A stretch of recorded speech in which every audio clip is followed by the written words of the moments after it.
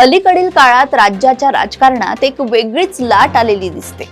निवडणूक लढवून बहुमताच्या जोरावर दिमाखाने जिंकून येण्याऐवजी साम दाम दंड भेद यापैकी कशाचा किंवा सगळ्यांचाच वापर करून निवडणूकच होऊ द्यायची नाही, बिनविरोध निवडून जायचे खूळ अलीकडे माजले आहे।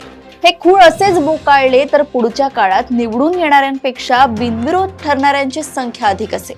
सध्या राज्यातील 29 महापालिकांच्या निवडणुकांची रणधुमाळी सुरू आहे।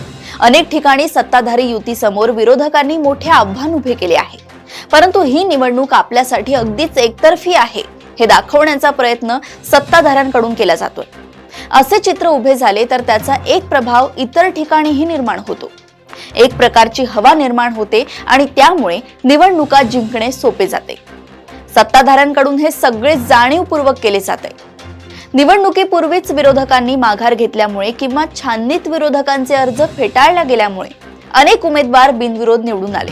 त्यात विशेष बाब म्हणजे बिनविरोध निवडून आलेले सगळेच उमेदवार सत्ताधारी आघाडीचे आहेत। त्यामुळे विरोधी उमेदवारांनी माघार घेतली की त्यांना माघार घेण्यास भाग पाडण्यात आले हा प्रश्न नक्कीच उपस्थित होतोय। एकट्या कल्याण डोंबिवली मनपालिकेत तब्बल 19 उमेदवार बिनविरोध निवडले गेले। हे सगळेच इथे युती करून लढत असलेल्या भाजप आणि शिंदे गटाचे आहे।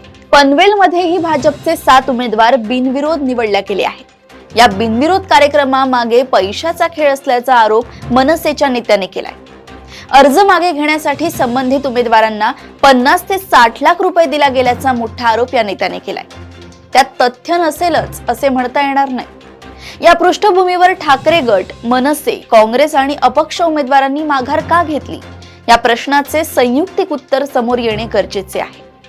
अशाच घडामोडी व अपडेट सोबत पुन्हा भेटूया देशोन्नती संपादकीयमध्ये। बघत रहा देशोन्नती। नमस्कार।